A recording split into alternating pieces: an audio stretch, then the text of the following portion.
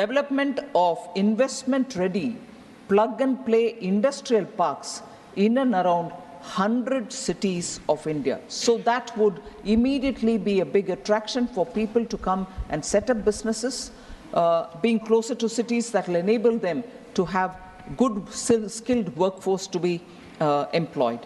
We are working towards establishing 3 centers of excellence in top education institutions for realizing the vision of Make AI in India and Make AI Work for India. That was mentioned in Budget 22-23. We are further strengthening the artificial intelligence excellence centers being built in top education institutions. So in March 2024, government approved e-vehicle policy to promote India as a manufacturing destination so that e-vehicles with the latest technology can be manufactured in our country. So furthermore, I go back to the point that I had made in 2021 budget about the new public sector enterprises policy, which clearly opened up all sectors in India for private participation also. Public sector will continue in critical core sector and strategically important sectors, but private sector has been now allowed into every sector, none of which is reserved for public sector alone. I take the example of the space sector, sir, here. Opening up has helped, and today space sector startups are receiving funds, and India is now becoming a big hub for space sector innovation and space sector startups. The recent newspaper announcements have been clearly stating the kind of investment interest which is being generated. The figures are not readily available with me, but I know that $126 million funding was received by startups in 2023. But that continues, the flow continues.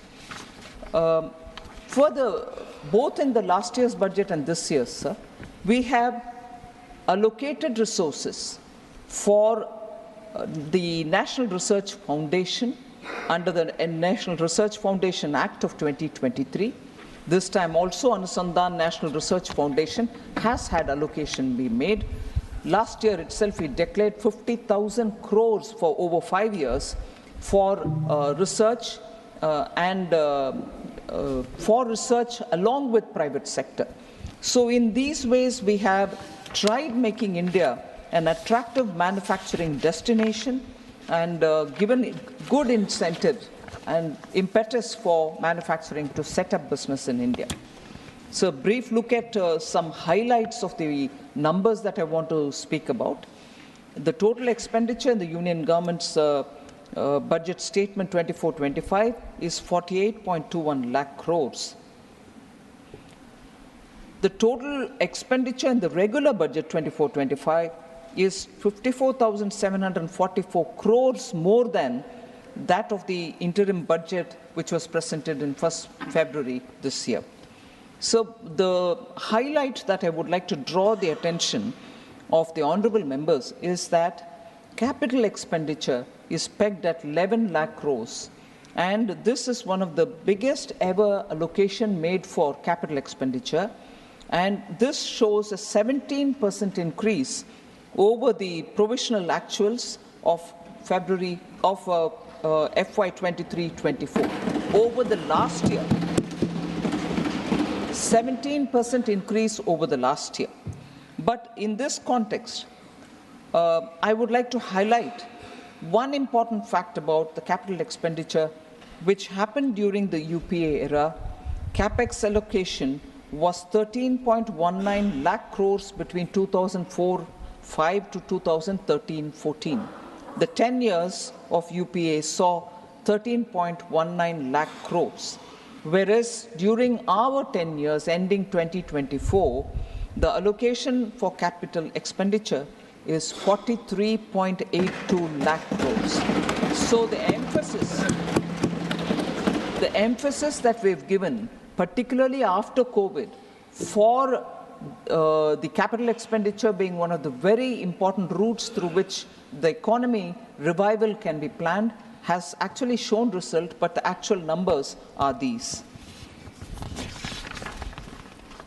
So there is also interest among members to know if the transfer to the states has been proper and as has been recommended by the Finance Commissions.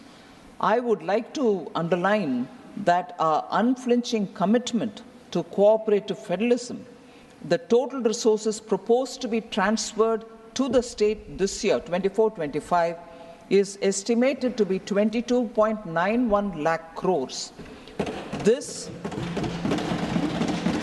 actually entails an increase of about 2.49 lakh crores over 23-24. Even compared to last year, it's an increase of about 2.49 lakh crores. Similarly, the outlays for all union territories has also increased from 61,118 crores in 23-24 to 68,660 crores in 24-25. So the states and the union territories are clearly getting in time the resources which are expected to be released for them. Although the budget documents have details of different schemes, I'm moving over to this point about sectoral allocations. So there is this interest to know if the allocations for certain particular sectors have increased or decreased. I would like to just give a comparative picture, sir. Agriculture and allied sectors in 24-25 received 1.52 lakh crores, which is 8,000 crores more than the last year. There is no reduction. Just for comparison, 2013-14, when the UPA government term was over, they had given only 30,000 crore. 30,000 crore then, 1.52 lakh crores now. Sir, education, employment and skilling, 1.48 lakh.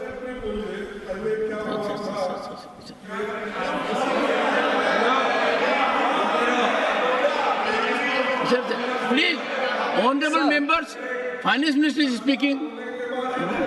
Please. Yes. Honorable Finance Minister.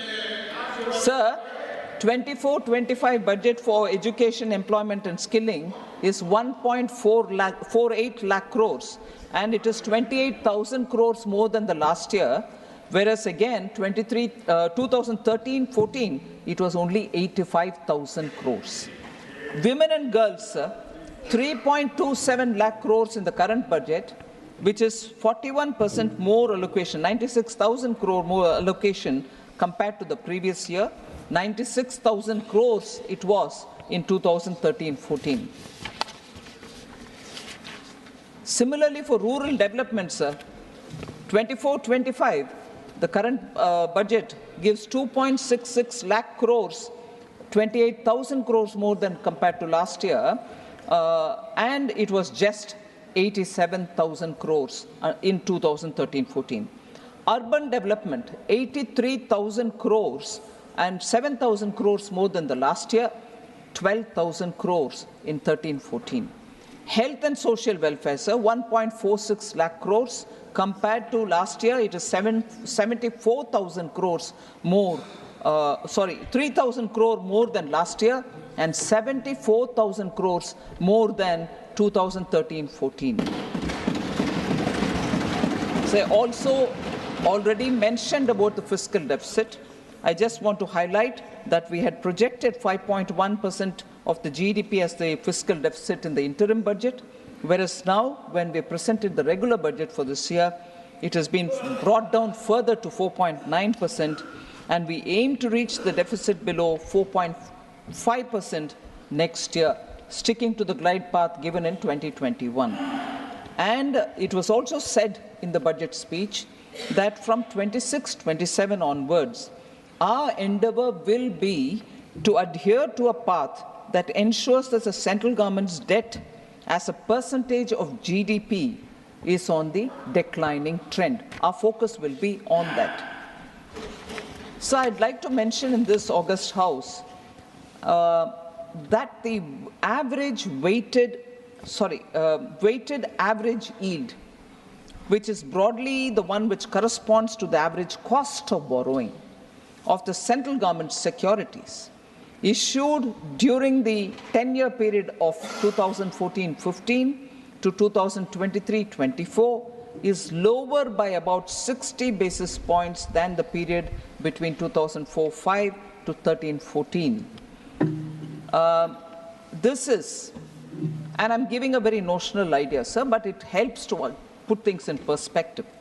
If the borrowings in UPA 1 and UPA 2 were near the rates obtained by us, I know it is determined by so many other factors, market and so on, but if the borrowings in the UPA 1 and 2 were near the rates obtained by us, which could have been possible if they had our policies and our kind of credibility, it would have resulted in notional interest savings of approximately 35,000 crores for the government.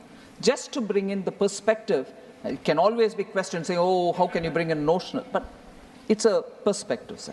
This points to recognition of this government's fiscal management and the management and this observation, the government's fiscal management prowess is an object.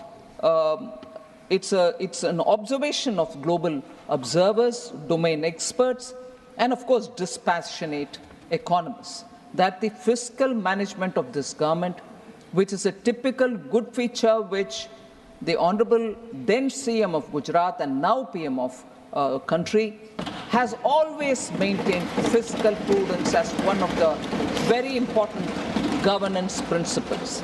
Honorable members, therefore, would be pleased to know that with all these governance macroeconomic stability-related features, the IMF has recently upgraded India's gross domestic product growth in the year 24-25 to 7%. So, from an exceptionally low hit GDP growth during COVID, within a few years to rise to be the fastest growing economy in the world, I think could not have been possible without the hard work and toil of all Indians, irrespective of the sectors in which they are, farmers, workers, informal sector workers, construction workers, and all the entrepreneurs, the MSMEs and so on, and the visionary leadership which has a futuristic vision, because from the front, the Prime Minister leads the economy, we are able to achieve this goal.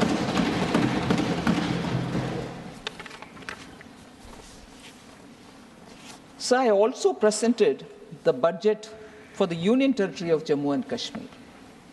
I just want to highlight a few important features before I move on to responding to honourable members' issues which they had raised on the budget.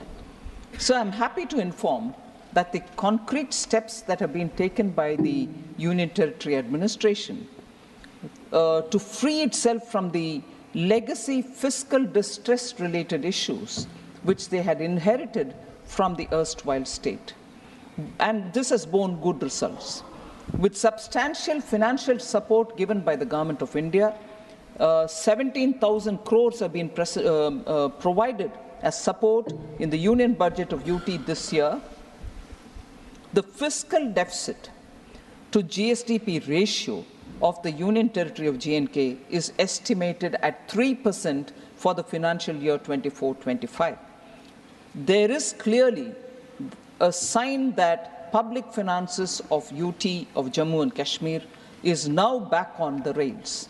The government has worked very hard, unhindered, towards fulfilling the development aspirations of the people of Jammu and Kashmir with great sense of fiscal responsibility. Because I'm dealing with Jammu Kashmir budget now and later I go to the general budget, there are issues which have been raised about J&K budget which has been tabled in this House, both inside and outside of this august House. Now, I take this opportunity with your permission, sir, to address issues which have been raised in this House and equally because of importance given of those issues which have been raised outside as well. So the first issue is borrowings have risen from 12,000 crores to 24,000 crores in the last 2 years, and it is unprecedented, and it shows fiscal mismanagement. This is an allegation. I'd like to respond, sir. Unlike other states and union territories, J&K has been plagued with pressures from externally sponsored terrorism. This is not a secret, all of us know it. In addition, historical legacy of poor governance, and I reiterate this point, sir, historical legacy of poor governance and low revenue base had created a situation of near perpetual distress and dependence on the union government. Just no way in which the state could have run without the union helping them, and that is how the main feature of J&K's state's budget was, and also the economy was.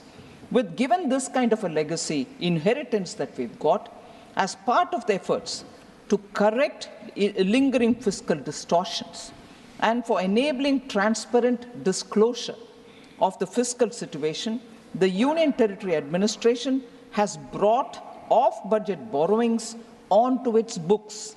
This has been done within the borrowing ceiling allowed to the Union Territory in each of the years which have gone by. So this is something which I have to state with conviction, that the UT was permitted to undertake additional borrowings against unutilized borrowing space from the previous years to take off-budget borrowings on the budget and finance its expenditure commitments. So the questions also, or the allegations also were that fiscal deficit was pegged at 1.6% and it has turned to 5.36 in FY24, more than 3 times the original estimate. And also that the capex has been slashed by 10%. The question therefore was, will the central government take blame for fiscal profligacy at the state level? I'd like to dispel any confusion in the minds of people. Along with the special support of 17,000 crore which has been announced in this budget from the union government, several other things are happening along with the efforts in recent past would reduce the fiscal deficit, and I hope it will reduce the fiscal deficit to 3.3% actually in 24-25. So it's not just the 17,000 crores that has been given as a special support, but also because of the efforts which are being put in the last few years, I think fiscal deficit will be back at 3%. While tax revenues, sir, have seen impressive growth, efforts on metering has improved billing and collection efficiency in the power sector, and that has also resulted in non-tax revenues increasing from 5,148 crores in 22-23 to 6,500 crores in 23-24. It's a big reform step that has been taken, well received by the people, and as a result of which we are able to have collection efficiency in the power sector. And I appreciate the J&K administration for having taken this effort, which is showing results for its own benefit. The Union Territory has also very important points, and this is a point which I submit to your consideration and for the August House to recognize, that the Union Territory has discontinued the earlier practices of running hundis and overdrafts from J&K Bank for its day-to-day cash management. This was a feature, sir. Every year, this would literally be a burden on J&K Bank, and equally a lazy comfort for the administration, that they could do this operation with the J&K Bank and get away with being transparent in the way in which they handled their accounts. I'm glad that this practice has been discontinued. During the last 4 years, the J&K Bank has made a remarkable turnaround from a loss-making bank of 1,139 crores of rupees in 2019-20. The bank has now made a profit of 1,700 crores in the year 23-24. So that is the kind of turnaround, and that's the kind of efficiency with which the bank is now performing, being run professionally since after 2019. Capital expenditure for the Union Territory, sir, has also increased from 10,634 crore rupees 22-23 to 12,101 crore in 23-24. So recording a 13.8% growth.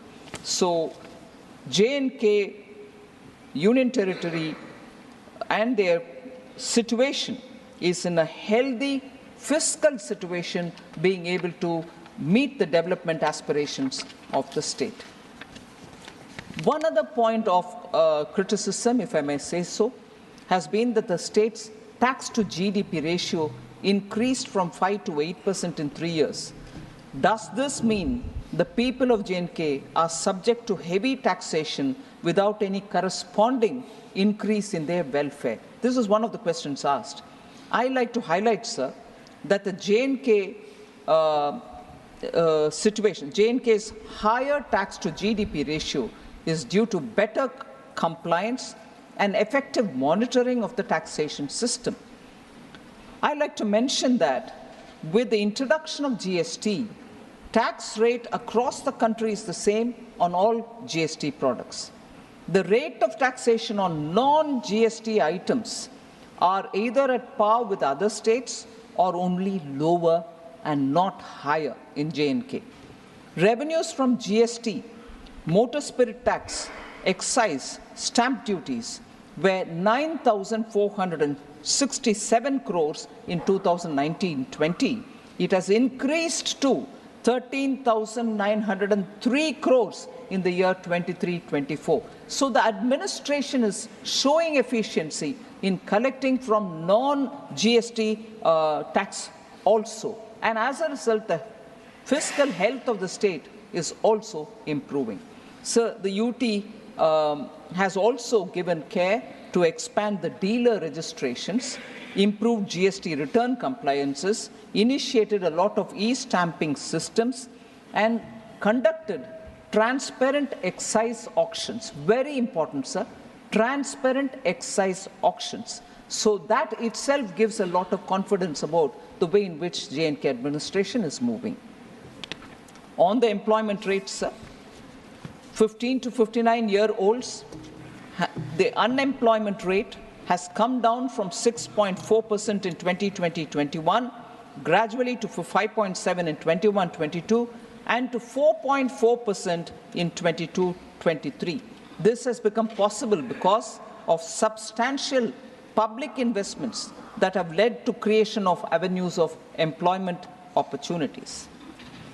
Sir, I'd like the honorable members and yourself, the honorable chair, sir, to listen to the next issue, for which I will give my response. But I'm a bit concerned about the way this kind of a charge has been made on the union government. Sir, the allegation is, and I read it, perhaps the most worrying development is the FM's announcement that the union government has agreed to take the entire burden of the budget of police in J&K by spending 12,000 crores. It further goes to say this was earlier being done by the union government as part of the security reimbursement expenditure. Why hasn't that been, or why has that been repackaged from a reimbursement situation is the question. Further, has the police salary liability been taken over by the union government in perpetuity is also a question. To add to it, and this is the most interesting part, sir, does it reflect the government's intention to rule the state from Delhi in perpetuity by retaining home affairs of J&K with the union government? Will the FM commit in the House that taking over police salary liability is not a Trojan horse? I'd like to respond to this, sir. The scheme on reimbursement of security-related expenditure continues even today. So it has not been discontinued. Had it been discontinued, you will have the suspicion. But when it has not been, why would you have the suspicion in the first place? Or is it being not cared for, or you want to put it in the side and still generate a conversation based on just your apprehensions? I'm not sure if it is a responsible way to approach this issue. Second, sir, if at all, and I'm saying this with a bit of a hesitation, but I want to say this. If at all, sir, there was a Trojan horse as regards J&K, it is Article 35A and Article 370, which were the real Trojan horse, because it was not even made as a part of the constitutional amendment. It was just put in the appendix as though that's also part of the Constitution, but it was not duly brought as a constitutional amendment.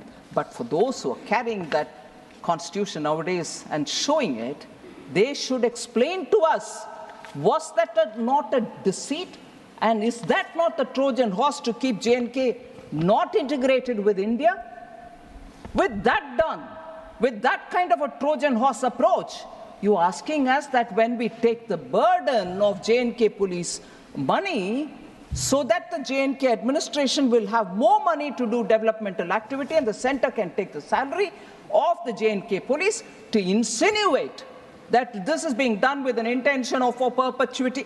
I'm sorry, this entire approach is making me wonder if this is being done deliberately so that there can be a kind of a, atmosphere created of doubt about India, about India's governance, about India's federal structure.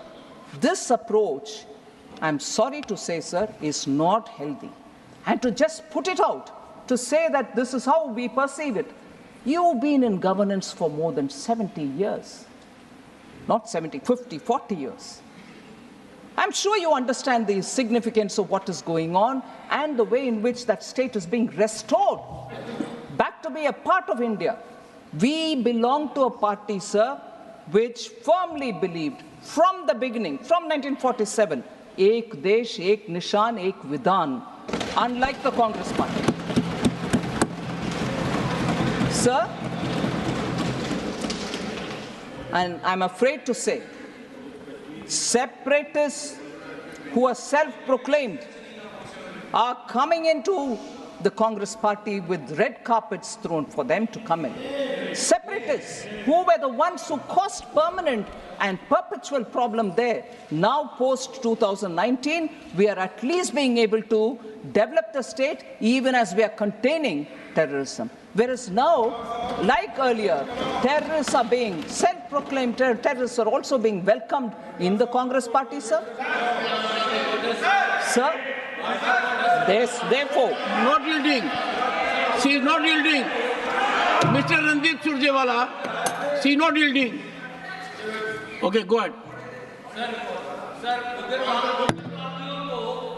Sir, please, threat to let's not have this federalism. This side also, please. Threat to cooperative federalism is a topic on which there's been a lot of discussion, based only on the fact that the budget speech mentioned only 2 states and it did not mention other states. Yesterday in the Lok Sabha too, I addressed this matter, sir. I wanted to highlight the fact that total resources allocated to transfer to the states in BE 24-25 is 22,91,182 crores, and that's an increase of 4,93,645 crores over the last year. So transfer to the states are going unhindered as per the recommendation of the Finance Commission, and I'll further elaborate that when I come to some of the members who have raised questions in particular on that topic. So, sir, in this respect, again, the threat to cooperative federalism issue has been raised by several honorable members, inclusive of former Finance Minister Chidambaram. Jawahar Sirkar, N.R. Elango, Shri Honorable Member Shanmugam, C.V. Shanmugam, and also Muhammad Abdullah.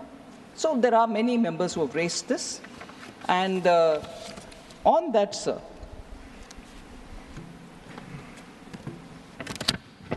if the inference is that I've spoken about only 2 states and left the others out, it means monies are not even going to those states, is an immediate propaganda after the budget was presented in the House, which was taken up in a big way by the India Alliance. It can't be India Alliance here. India Alliance. Or say I.N.D.A. India Alliance. Sir, therefore, what is the last A for? How can it be India Alliance? India Alliance. Mr. Chidambaram, not while sitting. Please, you are a very senior member. Please, and maintain order. She is not yielding. Sir, if only 2 states were named and others were not, I just want to highlight what happened in the earlier budgets, which were presented by Congress-led UPA. Sir, in the interim budget of 2009-10, only Bihar and Uttar Pradesh were mentioned. All right, they came back to power in 2009-10. Did they increase it? Yes, they increased it. To how many? To 8. Rest 20 states were not even mentioned. Are they clearly going to have to admit now that they did not send any money to 20 states because they didn't mention it in the speech? So I went back to reading every one of them, sir. 2004-5, only 11 states were mentioned, 17 were not. 10 were mentioned in the next one, 18 were not. So like that I can go on saying, does that mean during their time, for those states which they did not mention, they didn't send anything to their other states? No, even that wasn't true. They sent money to all states, but only chose to speak about some states. If that is true for them, but it can't be true for me, is it? Protest outside the parliament, say, oh, other states are being ignored. What a deliberate attempt to mislead people. And I condemn that.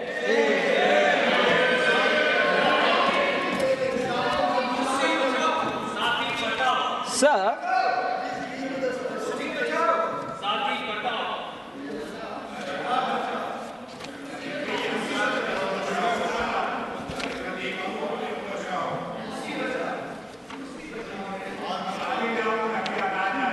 I'll just highlight this point, sir,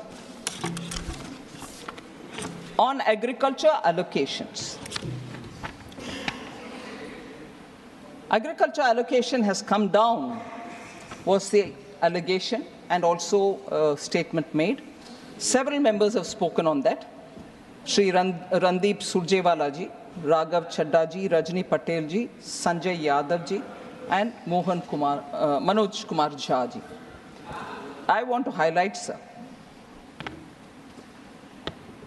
that the budget allocation in 2013-14 for agriculture and farmers' welfare was only 21,934 crores, whereas 24-25 it has increased to 1.23 lakh crores, over 5.5 times in a decade. PM Kisan, sir, about which I'll also mention a bit later, more than 3.24 lakh crores has been disbursed to over 11 crore farmers. Institutional credit as a target for agriculture has increased more than 2.5 times since 2014-15, from 8 lakh crores to 20 lakh crores. Interest subsidy, which are given to farmers through Kisan Credit Card, has increased 2.4 times.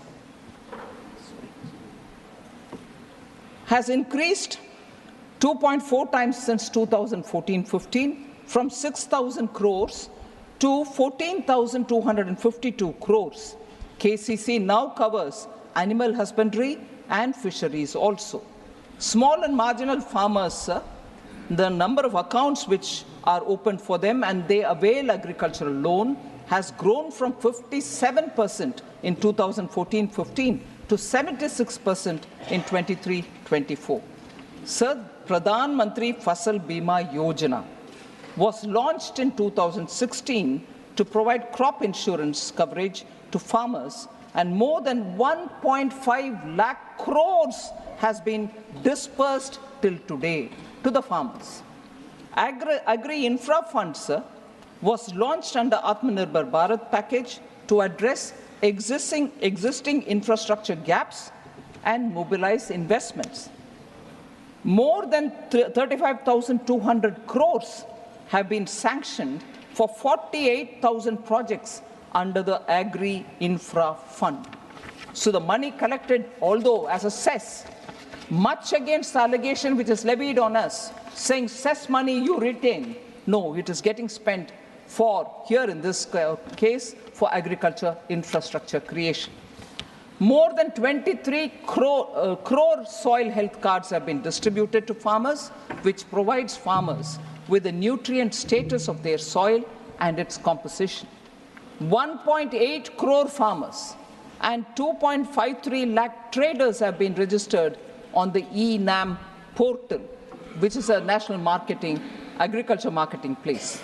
In the last 10 years, more than 11 lakh crore have been spent to provide fertilizers to farmers at affordable prices. Government has also formulated agricultural export policy in 2018 in the country for the first time. This has led to agricultural exports reaching up to 4 lakh crores of rupees. A separate Department of Fisheries has been set up in 2019 and assisting farmers with schemes worth more than 38,000 crores, which have been implemented in the fisheries sector, due to which fish production has increased from 95 lakh metric tons to 175 lakh metric tons, almost double in the last 10 years. Sir, this is where this insurance-related point which I said earlier, I have to repeat. In its 2004 election manifesto, the Congress party promised to implement a comprehensive crop insurance scheme.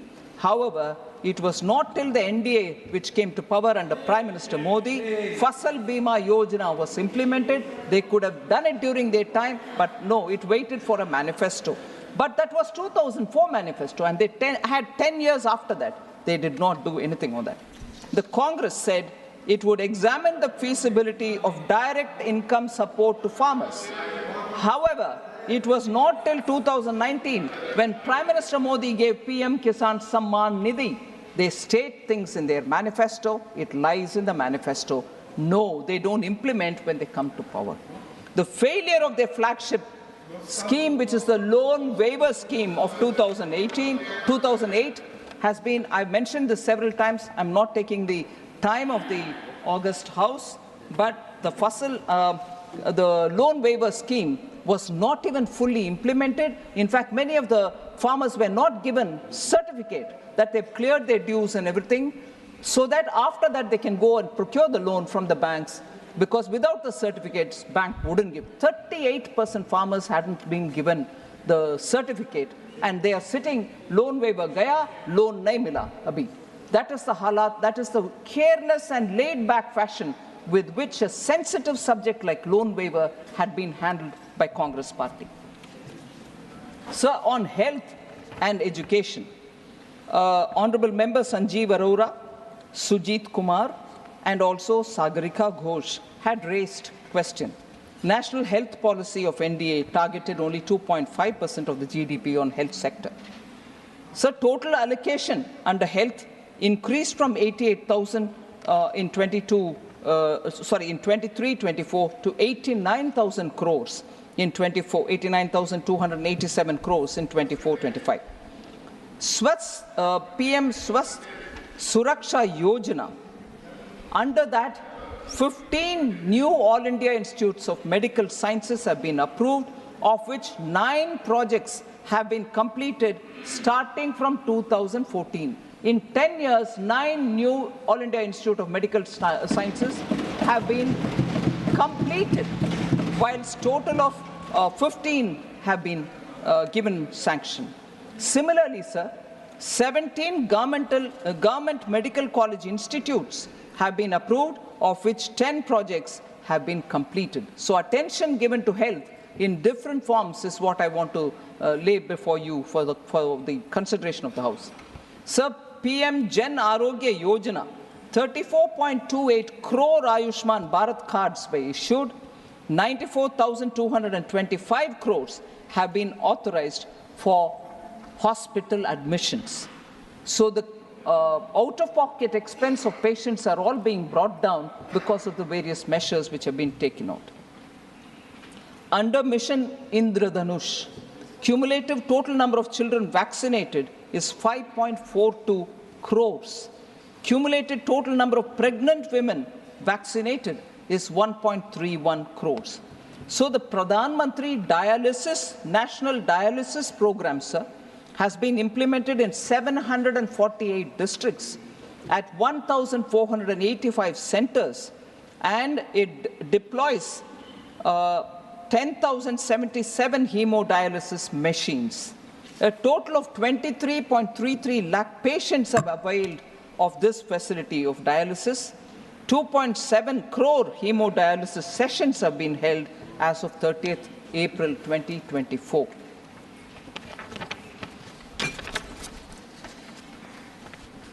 "10,000 PM Jan Aushadhi Kendras have been opened, and they provide 30 to 80% cheaper medicines, and medical equipments are also being made available, sir.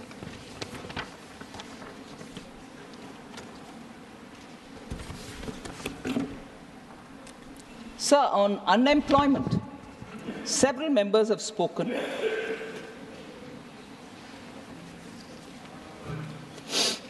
Randeep Surjewala ji, Raghav Chadda, Sanjay Yadav ji, P. Chidambaram ji, Jawahar Sirkar ji, Surjit Kumar, and also Sagarika Ghosh ji.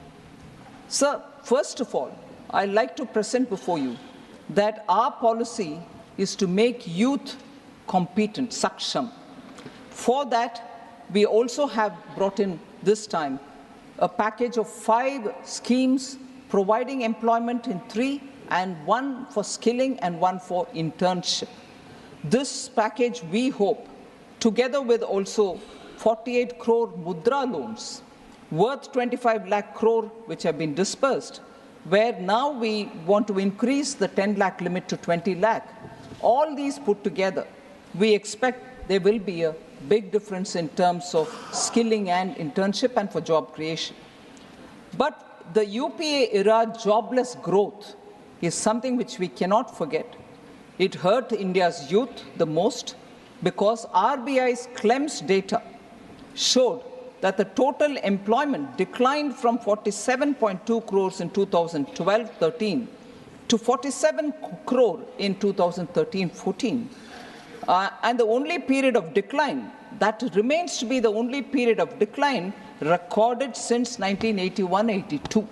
So when it is declined there, to recover from that, even during the period, not much was done. Formal employment also was badly hit during UPA, especially in the formal manufacturing sector. The annual survey of industries, which is issued by the Ministry of Statistics and Program Implementation, showed a sharper percentage decline than ever seen during the worst of COVID pandemic. So even during COVID pandemic, that is not the kind of decline we saw as was seen during UPA's time. So, sir, on the employment, our facts which are given by the PLFS, Periodic Labour Force Survey, shows that the labour market indicators for persons of age 15 years and above have steadily improved from 17-18 to 22-23. Labour force participation has also increased from 49.8% in 17-18 to 57.9% in 22-23. Women's labour force participation has risen to 37% in 22-23 from 23.3% in 17-18. The unemployment rate has declined from 6% in 2017-18 to a low of 3.2% in 22-23. Youth unemployment, that is the age between 15 to 29, has declined sharply from 17.8% in 17-18 to 10% in 22-23. Sir, this is the annual periodic labor force survey report which is given this. And further to reinforce the fact, the SBI research report July 2024, India created 12.5 crore jobs during 14 to 23 compared to 2.9 crores created between 2004 and 14. So the distinct increase in the jobs created during the 10 years under Prime Minister Modi's leadership has to be highlighted, sir. In the last decade, the employability of Indian youth has increased sharply, rising from less than 34% in 2014 to over 51% in 2024, and will further improve it through the PM's package on employment and skilling.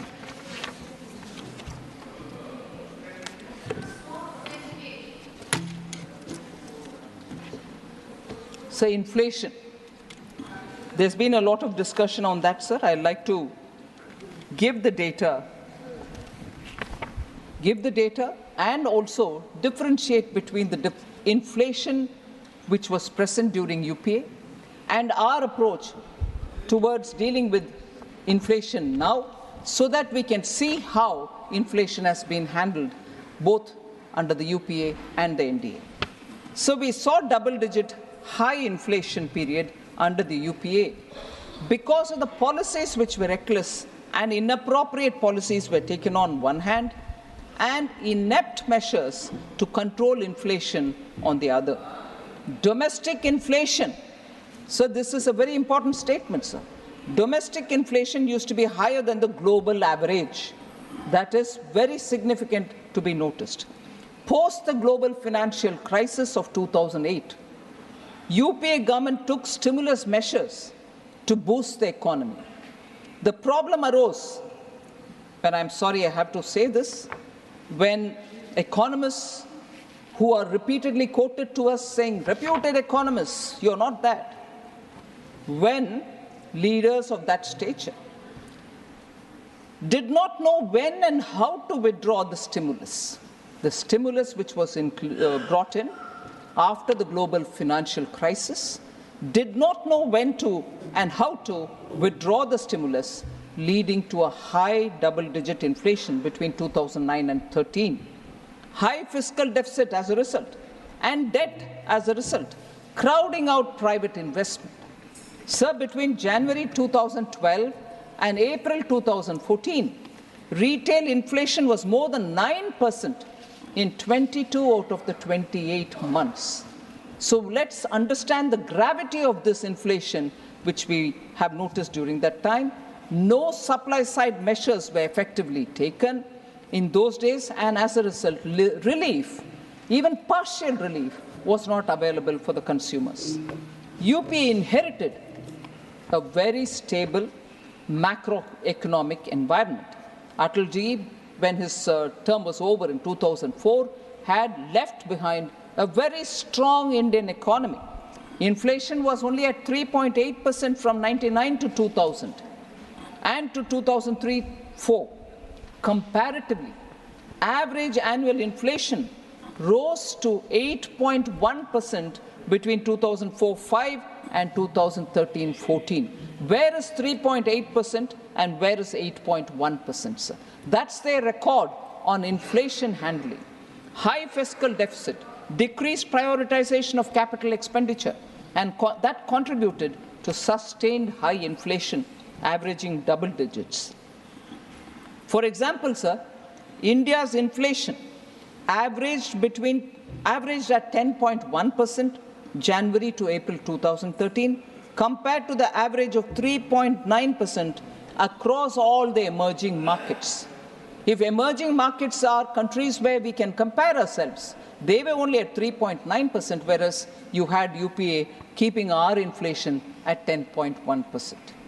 So, whereas, to contrast this with our period, over the last decade, sir, India's average inflation was only 5.1%, lower than the 5.8% average among the emerging economies.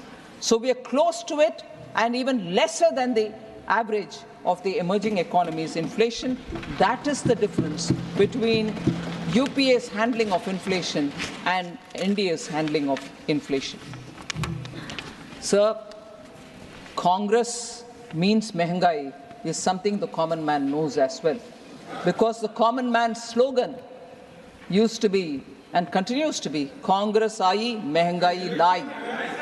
This has been the parlance of the normal people. So, Congress matlab mehengai. Sir, I want to. आपको क्या बोलना है? आपका achievement क्या है? आपका physical achievement क्या है? आपका फाइनेंशियल अचीवमेंट क्या है? Sir. Okay, sir. Please, sir. Honorable Finance Minister.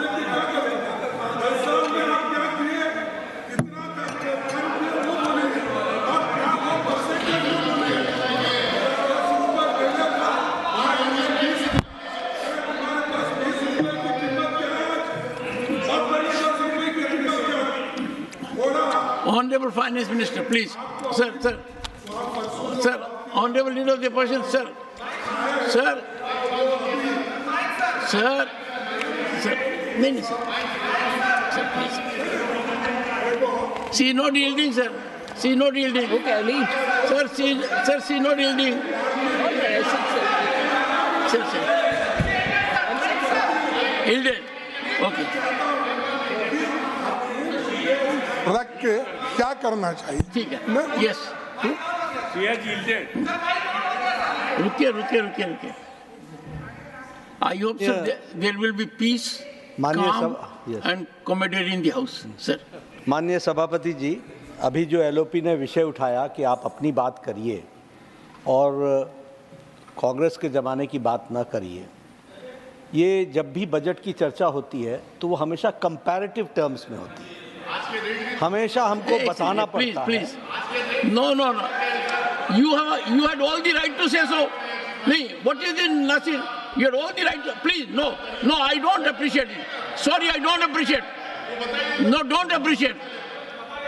What is this? Forget about it. Nothing is going on record. Why are you saying so, sir? राज्य सभा में आने वाले लोगों के बारे में भी कांग्रेस पार्टी को सोचना चाहिए कि इस हाउस में चर्चा की गरिमा और चर्चा को कैसे आगे बढ़ाना है. मैं यहाँ पर सिर्फ माननीय वित्त मंत्री श्रीमती निर्मला सीतारमन जी जो बात कह रही थी उनके पक्ष में हाउस को ये बताना चाहता हूँ कि बजट रिलेटिव और कंपैरेटिव टर्म्स में बताया जाता है. हमें अगर विकास बताना है तो हमको बताना है कि हम कहाँ से चले और कहाँ पहुँचे. हमको यह भी बताना होता है कि हम किस गति से चले, और हमको यह भी बताना पड़ता है कि हमने एक लॉन्ग लीप ली है, एक लंबी छलांग ली है. और जब हम ये लंबी छलांग लेने की बात करते हैं तो हम अंधकार से उजाले की ओर जाते हैं. और उसका पर्यायवाची जब हम ढूंढेंगे तो 2014 के पहले अंधकार दिखता है और 2014 के बाद उजाला दिखता है. Honorable Finance Minister, Honorable Finance.